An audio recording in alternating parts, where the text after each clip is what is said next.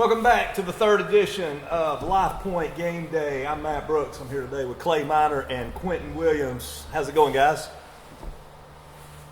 Going good. I'm doing it. I feel a whole lot better.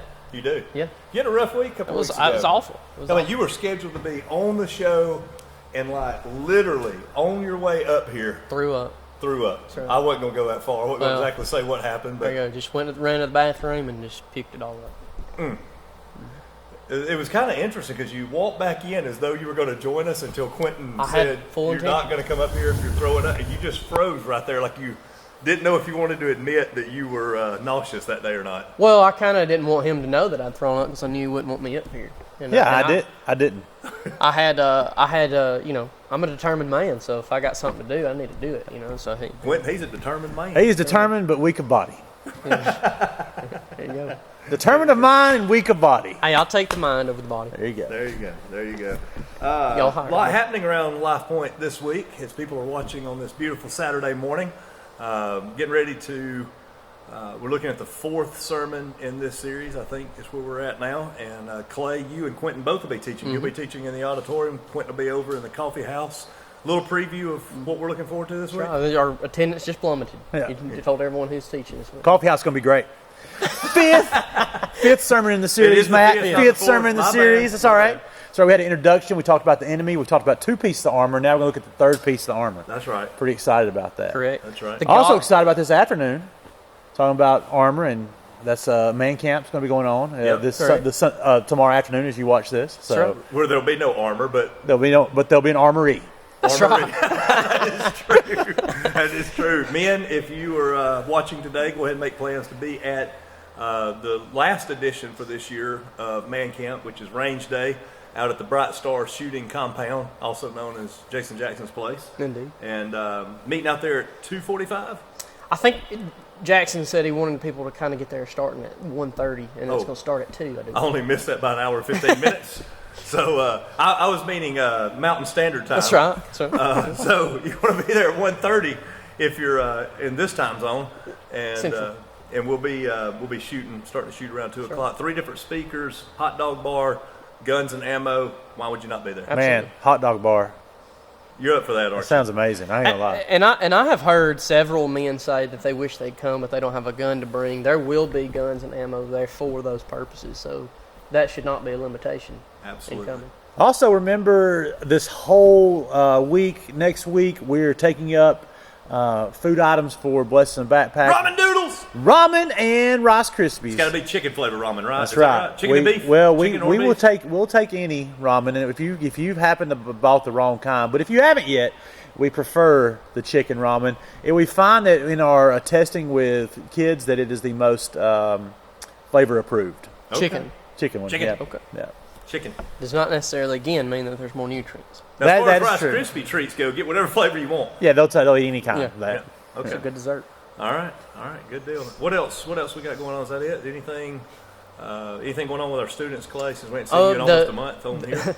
The newest thing that's coming up is our Thanksgiving meal on November 15th, which is really cool. We do it family style, so we take all the tables, put them in this big U in the big room, and it's just pass the mashed potatoes, pass the green beans like you would family style. Oh, that's awesome. It was a big event last year, and looking forward to it being awesome this year. I think my life group is coming to serve that night. I'm not entirely certain of that, but I think so.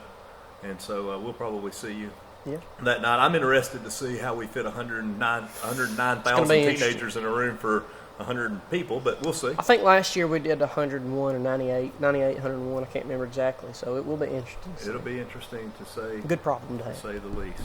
All right, I want to bring up our special guest for the week. Those of you who have been watching Lifepoint Game Day, you know that each week we have brought up a coach that is part of our Lifepoint family, and we give them a little bit of time to talk about what they're coaching and give a little glimpse into the program.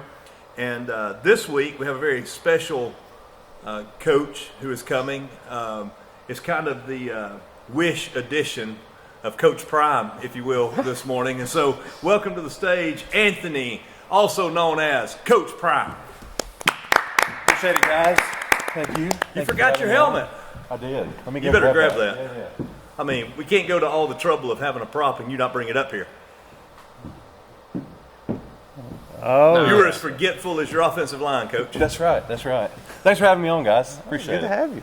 So those of you who may not know Anthony has been coaching this year with Quentin in the second year of girls flag football at Albertville High School. He coached last year with them as part of the inaugural team that did some pretty cool stuff at Albertville High School as a first-year team.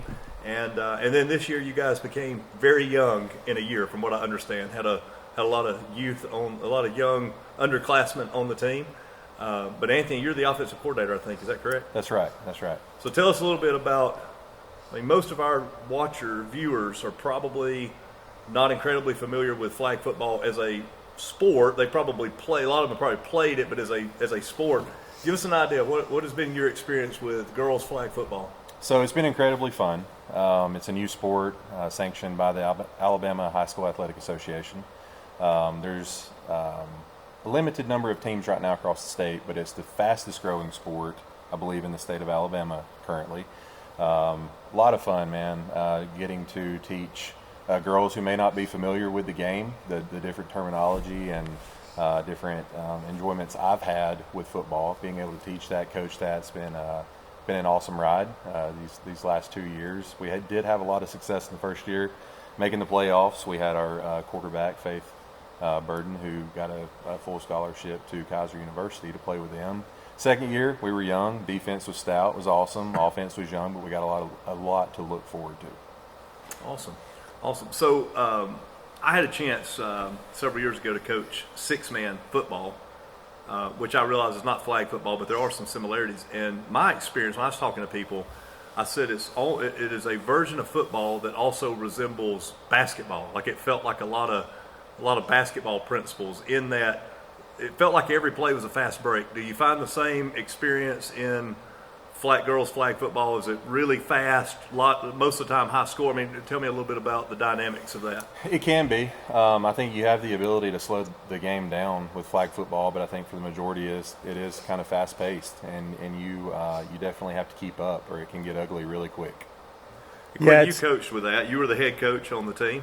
Yeah, and man, one of my joys is being able to do that and see all these young ladies who are just growing and becoming athletes and enjoying the sport. Specifically, you have the girls who don't play any other sport. That's my favorite, and they come out and they find kind of a place in flag football. It's, a lot of you look at other girls' sports, you have, basketball and softball specifically. There's quite a lot of skill in that, and if you didn't get that early on, you kind of lag behind. In football, it's come be an athlete. Run, catch, throw. It's the athlete stuff. It's not necessarily as skilled. And there are skill positions, but so it's been great to see some athletes who, one of our best defensive players this year, she didn't play any other sport, and just an incredible senior. She had a rough go. She tore ACL midway through the season, but that night she had 4 interceptions. Just incredible seeing girls like that who haven't had that experience be able to play a sport. I think, we're very young, but it's going to bode well for seasons to come. Now, Quentin, you got a chance. When I coached football, I was able to coach both my boys. Mm-hmm. You've had the chance to coach one of your daughters. Journey is playing this year. And from what I understand now, I don't know, and I know we steer away from talking about star players around here, but I've been told Journey's got some pretty mad skills at middle linebacker. Is there some truth to that? I have a hard time, even when we decided to bring her up to varsity, I had a hard time being the guy to make that decision, because you don't want to feel like you're the one that's perpetuating the goodness of your daughter, but she has played very, very well. Had an interception against the varsity, a tip interception against the varsity team, and makes a lot of stops at middle linebacker. I've been super impressed. I think, and again, for a 7th grader, she's played lights out at middle linebacker. Mm-hmm. That was the coach response. She's a beast. Yeah, I'll say it. Yeah, Journey's a beast. Well, that's really, really cool. For me, I think it's cool, not just in that sport, but being able to be up here on the stage most Sundays and see a bunch of teenagers now who grew up here at Lifepoint, Journey being one of them, who is still hard. Like, it still messes with my mind that she's playing a high school sport. Like, it just almost seems. But then I realized Desi is got her driver's license now, and so there's a lot of crazy. But to see these girls grow up and or our students grow up and I guess my favorite thing is seeing them take notes on Sunday morning and being dialed in. And we got had a great story that involved Journey that we got a card about this week, and her persistence in inviting people to come to church. It was just a lot of cool things going on, and I think I've heard great things with the girls flag football and the fact that y'all aren't just teaching them how to play football, but it's a platform for being able to share an opportunity for people to grow in their faith even, but also to be there for whatever dynamic life is. You guys are kind of the intersector of life and faith for them in some ways. And so I want y'all to know how much I appreciate that, appreciate what you're doing in our community by doing that. Thank you. Well, let's pick some games. Does that sound like fun? Pick a few games today. And I think I'm perfect thus far.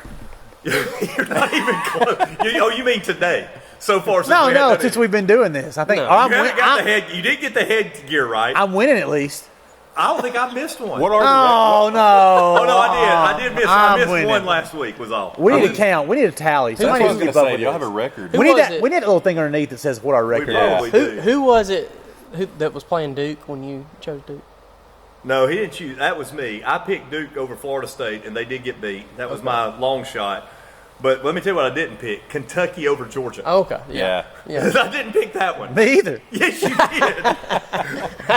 I mean, granted, it was a cat face on a piece of paper, but you did pick it. So anyway, that was a bulldog. I just don't draw very well. Oh, there we go. That makes sense. All right, so let's pick a few, and we'll start down there with our guest speaker, Coach Prime, down there on the end of the row. Let's start with number 12, Notre Dame at Clemson. Clemson is struggling. This has got to be this is the first time probably in several years that Clemson's outside the top 25. Coach Dabo over there throwing shade to the NIL and to the transfer portal, and now being a victim of both. What do you think down there? Has Clemson got a chance? Clemson doesn't have a chance, not against Notre Dame.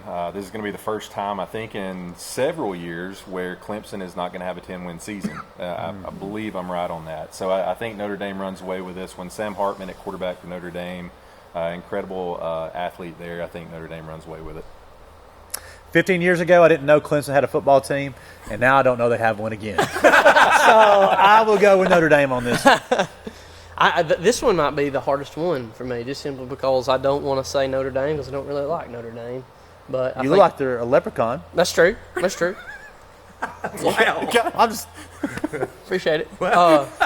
But I do think it'll be Notre Dame over Clemson. Yeah, I'm in the same boat. I really want to pick Clemson. They're at home.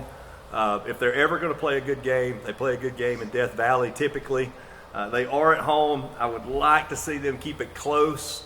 I think because they're at home, I don't think it's the runaway that you think it is, Anthony. I may be wrong. I don't think it's the runaway, but I think at the end, Notre Dame pulls it out to my dismay as well.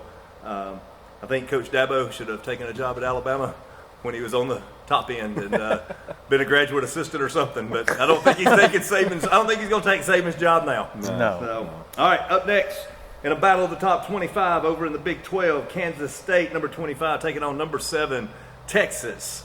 Steve Sarkisian with a big comment this week. Did y'all see his comment? Said they should be in the playoffs because they have the best win in the country by beating Alabama, which I guess makes Alabama the best team in the country. I don't know how you. Very true. But anyway, so Steve Sarkisian over there. Quentin, what do you got? Well, so of all our picks this week, I know everybody's going to lean Texas. This is the one I think that could be a sneak up trap game for Texas. I think Kansas State is playing good football. I think they come in if Kansas State can keep this close, I think they can pull it off. So I'm going to go. I'm going to go with Kansas State. They keep it kind of close, win this one in the fourth quarter. Wow. Okay. All right, Clay, what you got? I think Sarkisian is an absolute genius. So he's done incredible things at Texas. Again, they beat Alabama, so I'm going Texas. Prime? Got to agree with Clay. I think that Sarkisian is the best offensive mind in college football right now. He schemes teams to death. I think it's Texas all day. I'm with you, Quentin. I actually think that Kansas State could be a trap game if it had been at home.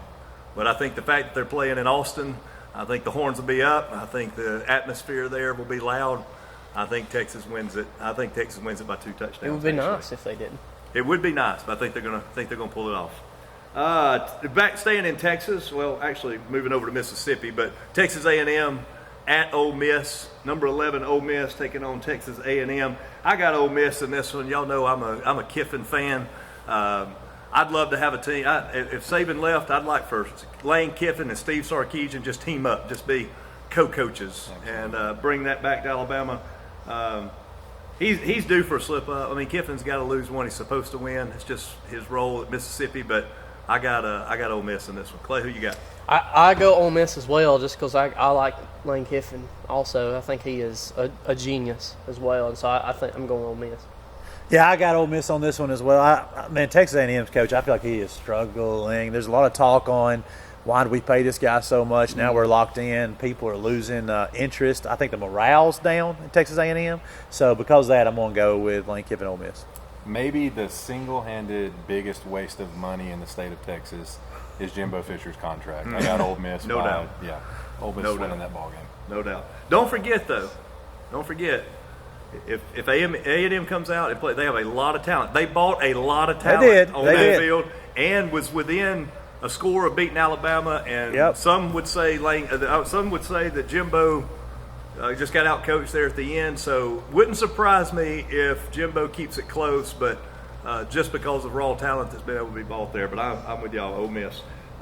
Big one here in the state of Alabama this week, LSU Bama. Boy, that's a perpetual rivalry game. Both teams get up for it. I think we like to call it the Saban Bowl. I've heard it called that several times. And so in a battle of Saban-coached teams, who y'all got? Roll, Tide, roll. That's all I'll say. Coach, you're going to be sitting in the stands for that one, aren't you? I will be. All right. I'll be there. Well, not so fast. Oh, gosh. LSU is going to come in with one of the top offenses in the country. They're going to be attacking that defense, which we've seen that defense has played well. But I don't know if Alabama's offense can stay on pace with LSU's offense. I feel like we're going to find ourselves in a very close, tight game where hard decisions are going to have to be made. And at this point, I don't know that I trust Milroe in hard decision moments. I think that's where Alabama slips up. Because of that, I think LSU wins a close one. Woo. I disagree. I think when Alabama's offense is on, they absolutely can run with LSU's offense. The difficulty is when they get on, like when they get going. And through the season, we saw that that's a difficulty for them of it taking some time. And I've been afraid all season that it's eventually going to catch up to them. And hopefully it doesn't here. But I think they get it together in this game, and Alabama wins against LSU. Couple of thoughts on this ball game. I'm a coach down there on the end, and I've said it on this show every week. If Bama's paying the Patriots, I'm putting my money on Roll Tide. Mm-hmm. But this week, LSU in the house. LSU beat Bama last year in Baton Rouge. Nick Saban, if I'm not mistaken, is like 44-2 in retaliation games. Only twice in his career. Ole Miss was one of them. Anybody remember who the other team was that beat him back-to-back years? LSU. Coming off of a bye week, Nick Saban tends to show a team that's very prepared. So I think retaliation, bye week, and the third factor in the game is Brian Kelly said he liked nothing more than beating Nick Saban. Said he came to the SEC to beat Nick Saban. I think you put all them together, Alabama by 2 touchdowns at home. That's what I'm saying. You trust that quarterback that much? Well, so here's what I'd say to that. Because that's what I think. There's going to be moments where he has to make hard decisions. You're right, but here's the thing. LSU got at least 5 players that will not be playing this week. Brian Kelly's already mentioned. If they were all playing as good as their offense is, one of the best in the country, might be the best production in the country, their defensive back are terrible, even with all 5 playing, especially on the long ball that Jalen Milroe throws the best. Among all quarterbacks in the active FBS right now, Jalen Milroe is the best quarterback in the country. It passes over 20 yards. I think Alabama comes out with a game plan to get him enough time to throw the downfield pass. LSU has to adjust to that, put an extra person in coverage, which opens up the run game. I think it's just I think there's a snowball going down the hill there of Jalen Milroe has a breakout game. That's what I think. As good as enough. everyone wants to talk about LSU's offense being, LSU has not met a defense like Alabama yet this season. That's true. I agree with that. 10-point win over Missouri, by the way. Just not throwing shade to Missouri. We're going to talk about them in a minute, but only a 10-point win over Missouri. Up next, Washington, USC. Number 5 Washington against number 24 USC, and that is on the Trojans' home field there. Who you got, Clay? I'm going to go Washington. I don't truly know a whole lot about those teams, but I mean, if they are at number 5 for a reason. Yep. So I'm going to pick Washington. You got two great quarterbacks facing each other there, but I'm done with USC's quarterback at this point. I feel like he's a bit of a head case. I'm gonna be honest. Like, he's struggling to get it together mentally. I think Washington's quarterback is feeling it. He came in this feeling a lot less pressure than USC's quarterback. Now he's riding that wave of momentum.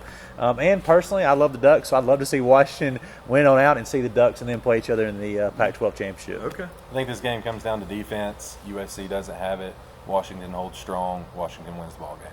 I think you're all right. I think you picked the right team to win. I think that's the most likely thing that happens, but I'm actually going with USC, and this is why. I do think they have a lot of talent on the field. I do think they have a good coach, and they're due. They have lost 3 games, I think. Is that right?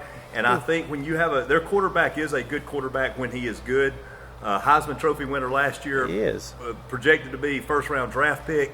I think this is one of those games. Sometimes good players play better against great teams. And I think that there is no overlooking Washington. I think that plays to the advantage of USC, so I'm picking USC. Well, he is a first-round draft pick, but he's got to find that team that's going to give him the 10% on the season. That's right. That's true. That's true. Not a lot of people looking to do that. In the battle of the unranked this week in the state of Alabama, not to leave our Auburn friends out, we got Auburn and Vandy. By the way, I heard a statistic this week, just throw in there, because this is a football show, statistics matter.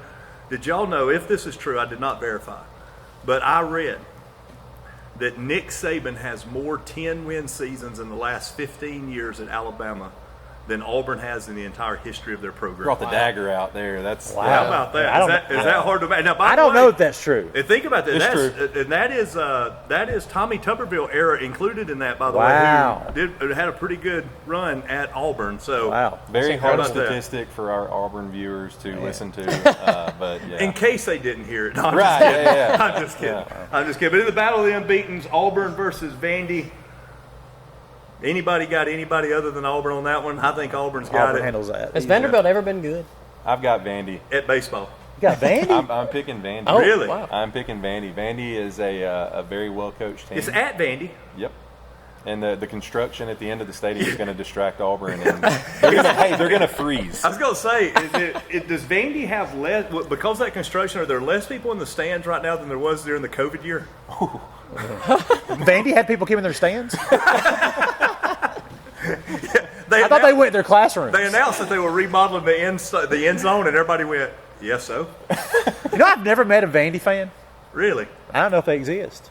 I really have never met Good one. point. I don't think I have either. I mean, we got Michigan fans around. I met Ohio State fans. I've never met a Vandy fan. I've either. never met a but Vandy I bet fan. you they made higher on the ACT than you.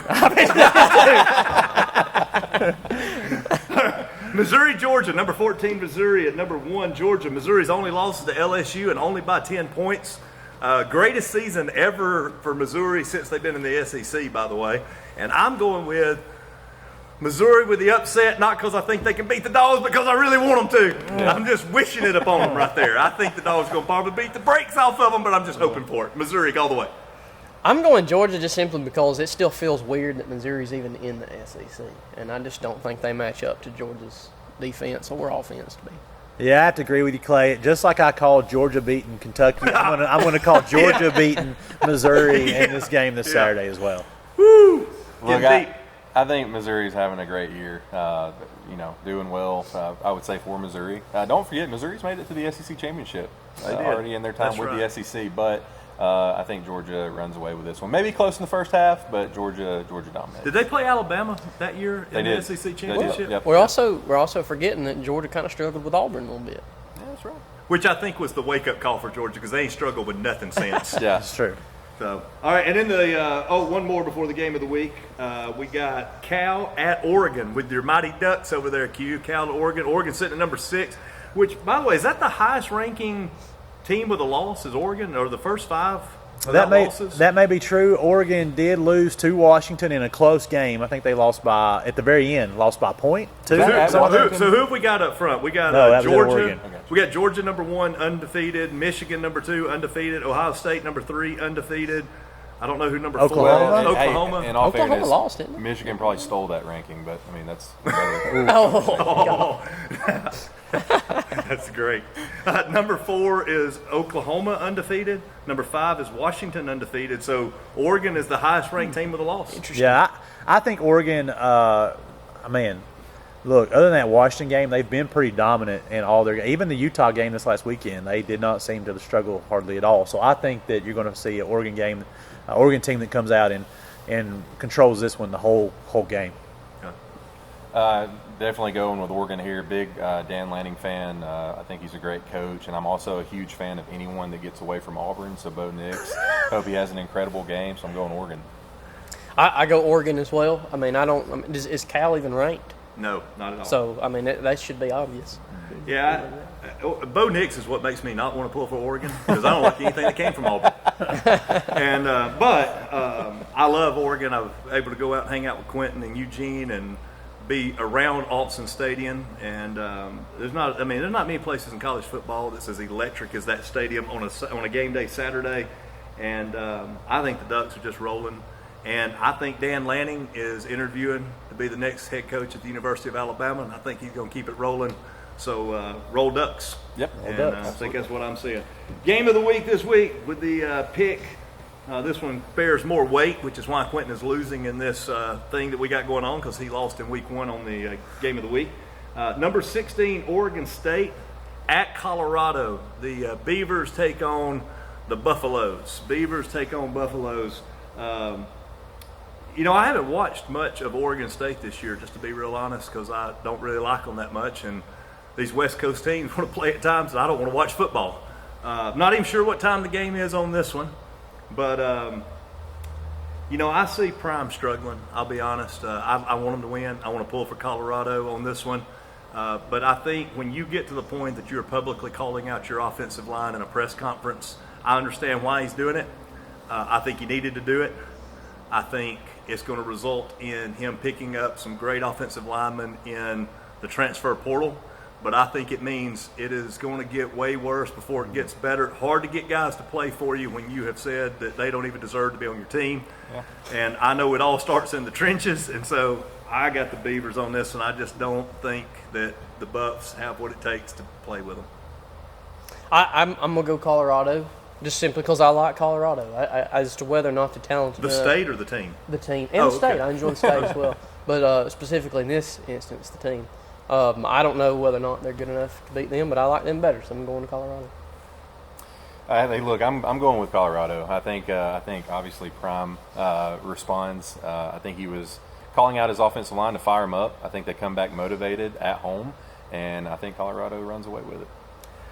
It's an interesting game. Oregon State is a very unassuming team, and they have been. And any time I've been watching them, and even my time out in Oregon State's always very unassuming. But when they get something clicking and something going well, they begin to play really good football. And you don't hear, anybody want to tell me a player on Oregon State's team? We can't name one. But they're playing really sound, good football right now. And then you got Colorado, who's got all these stars that we're talking about. We're watching the highlight reels, the TikTok reels from Coach Prime. But if you've noticed, been a lot of negative publicity going toward Prime here lately, just with people saying stuff about the offensive lineman. We had his son got called on that, targeting call last week. Like a lot of people, it feels like there's this slight, maybe Prime Time's not as good as he wants. I think Prime is as good as he says. I think he has fantastic players and good team. But I think right now the team don't know if they're that good.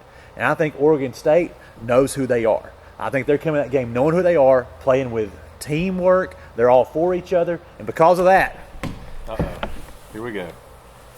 Going the Beavers, baby. Beavers, Oregon State, for it all.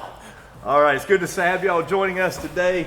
Make sure you check out College Football Today and see how many times I'm right and Quentin is wrong. Other than that, we will see you next week or tomorrow, 9 o'clock or 11 o'clock. Come check out, listen to Clay in the auditorium, Quentin in the coffee house. Coach Prime may be in the house, and I'll see you as well. Until next week, have a good one.